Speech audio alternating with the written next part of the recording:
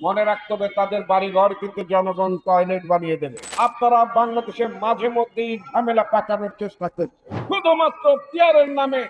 ওই ইসরায়েলের শাসন ব্যবস্থায় টিকে আছে, জনগণ ঝেঁটিয়ে ক্ষমতা থেকে বিদায় করেছে। ওই ইহুদিদের পছন্দের পিয়ার বাংলাদেশের মানুষ মেনে নেবে না। জাতিসংঘ অধিবেশনে যোগদান করেছে, তাদের সম্মুখে দুঃখ প্রদর্শন করা আয়োজন করেছে পতিত স্বৈরাচারের সহযোগীরা। মাত্র তো 14 মাস হলো,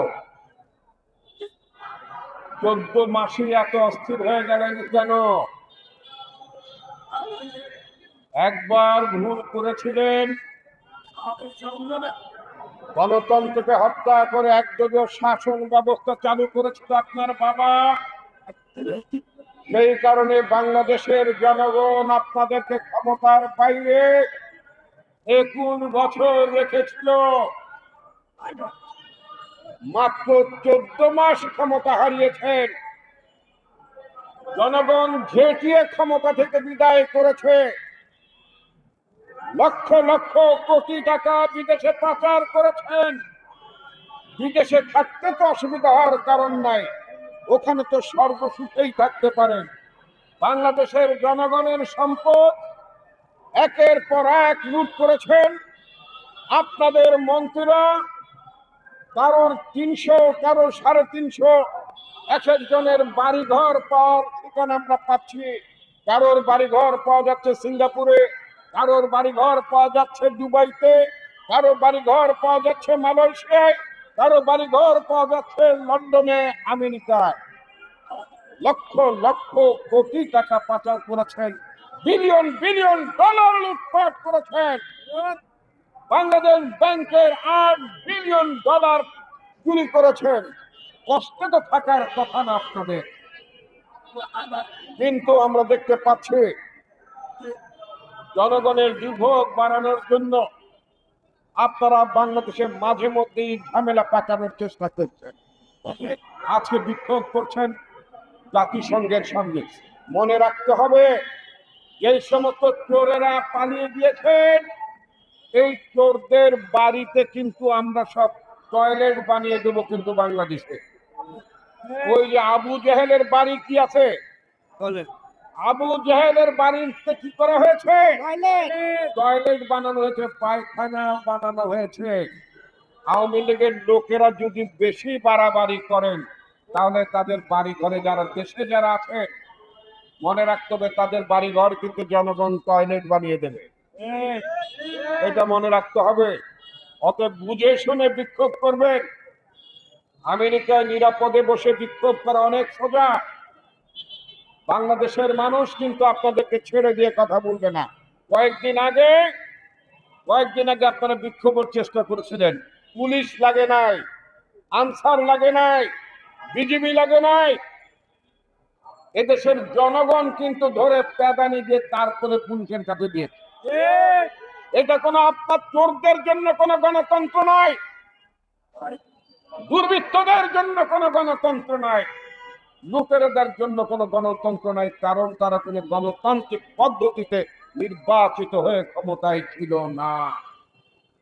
সুতরাং তাদের বেলায় কোনো গণতন্ত্র প্রযোজ্য হবে না, এটা আমরা খুব স্পষ্ট ভাষায় বলতে চাই। বন্ধুগণ, আজকে নির্বাচন নিয়ে তাল বাহানা করার চেষ্টা করা হচ্ছে। আওয়ামী লীগ মনে করছে যদি নির্বাচন কোনোভাবে ঠেকিয়ে দেওয়া যায়, যদি কোনোভাবে বিলম্বিত করা যায়, তাহলে প্রফেসর মোহাম্মদ ইউনূস রাগে দুঃখে তিনি হয়তো ক্ষমতা ছেড়ে যাবেন। তারপর হয়তো ভারতের প্রেসক্রিপশনে এখানে অন্য কোন সরকার ক্ষমতায় বসবে, এবং তার এক সময় বলবে সবাইকে নিয়ে আসেন একটা ইলেকশন করে। এই সবাই কারা জানে? এই সবাই হচ্ছে একটু আওয়ামী লীগও নিয়ে আসেন। ওটা কিন্তু বাংলাদেশে হবে না। 134 জন শিশু জীবন দিয়েছে, অনেক মা বোন জীবন দিয়েছে, হাজার হাজার মানুষ জীবন দিয়েছে, 20,000-এর মতো মানুষ পঙ্গু হয়েছে। কারোর এক চোখ নাই, কারোর 2 চোখ নাই, কারোর অঙ্গহানি হয়েছে। এত মানুষের ত্যাগের বিনিময়ে বাংলাদেশ যে ফাঁসিবাদ মুক্ত হয়েছে, সেই বাংলাদেশের রাজনীতিতে, সেই বাংলাদেশের নির্বাচনে, সেই বাংলাদেশে ভবিষ্যৎ নির্বাচনী পরিক্রমায় ফ্যাসিবাদের কোনো অংশগ্রহণ থাকতে পারবে না। এটা আমাদের খুব স্পষ্ট অবস্থান। আর যারা নানা দফা দাবি নামে নির্বাচনকে বিলম্বিত করার চেষ্টা করছে, মনে করছেন আরেকটু সময় পেলে পেটে ক্ষুধা লাগবে এবং বেশি করে খেতে পারবেন, সেটা কিন্তু আমরা বুঝি। বেশি পেটে ক্ষুধা রেখে তারপরে খাওয়ার চেষ্টা করছেন, তাতে করে কিন্তু একেবারে একেবারে শরীর এত খারাপ হয়ে যেতে পারে, তখন আর খাবারের সময় পাবেন না।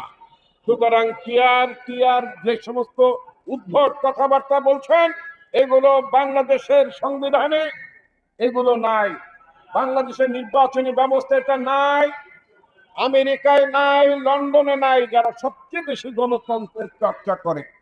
এমনকি পার্শ্ববর্তী দেশে ভারতে যারা গণতন্ত্র চর্চা করেন, মোদী সরকারের অনেক বদনাম আছে, সাম্প্রদায়িকতার বদনাম আছে, ভোটটা মোটামুটি তো সেখানে ঠিক হয়। ওই দেশে কি পিয়ার আছে নাকি? ইন্ডিয়ায় পিয়ার আছে? লন্ডনে পিয়ার আছে নাকি? নাই। যুক্তরাষ্ট্রে আছে? নাই। পিয়ার একটা দেশে আছে, সেটা কোথায় জানেন? ইসরায়েলে, ইহুদি দেশে।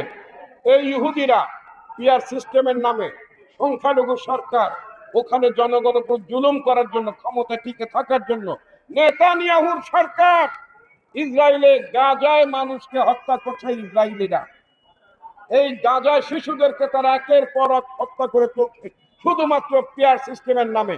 কারণ পিয়ার সিস্টেম যদি ইসরায়েলে না থাকতো, তাহলে নেতানিয়াহু সরকার গঠন করতে পারতো না। কারণ সে হচ্ছে একটা সংখ্যালঘিষ্ঠ দল, পার্লামেন্টে তার অবস্থান সংখ্যালঘু। এই সংখ্যালঘু সরকার শুধুমাত্র পিয়ারের নামে ওই ইসরায়েলের শাসন ব্যবস্থায় টিকে আছে এবং ওখানকার জনগণকে হত্যা করছে, শিশুদেরকে হত্যা করছে। আমরা ইহুদি ব্যবস্থা, যেই ব্যবস্থাতে যে ইহুদিদের জন্য অত্যন্ত প্রিয় ব্যবস্থা হচ্ছে পিয়ার, ওই ইহুদিদের পছন্দের পিয়ার বাংলাদেশের মানুষ মেনে নেবে না। বাংলাদেশের মাটিতে এই ইহুদি পিয়ার ব্যবস্থা চলবে না, চালু হবে না, এটা খুব স্পষ্ট ভাষায় কিন্তু। সুতরাং যারা জেনে বুঝে অথবা না জেনে পিয়ার পিয়ার করছেন, তাদের জন্য বলতে চাই, বেশি ভাব কিন্তু দুধ দিয়ে মাখায় খাওয়া যায় না। যারা নিজেদেরকে দেশপ্রেমিক বলে দাবি করেন, যারা নিজেদেরকে গণতান্ত্রিক শক্তি বলে দাবি করেন, যারা মনে করেন বিদেশি ষড়যন্ত্রকে যারা রুখে দিতে চান, তাদের দায়িত্ব হবে এই ভারত আওয়ামী লীগের চক্রান্তকে রুখে দেওয়া এবং নির্বাচন আয়োজনের ব্যাপারে আমাদের শক্ত অবস্থান রাখা। যদি ফেব্রুয়ারিতে নির্বাচন অনুষ্ঠিত না হয়, বাংলাদেশ অনিবার্যভাবে বিপদের মধ্যে পড়বে এবং ভারতীয় খপ্পরের মধ্যে চলে যাবে আমাদের রাজনীতি, যেটা আমরা হতে দিতে পারি না।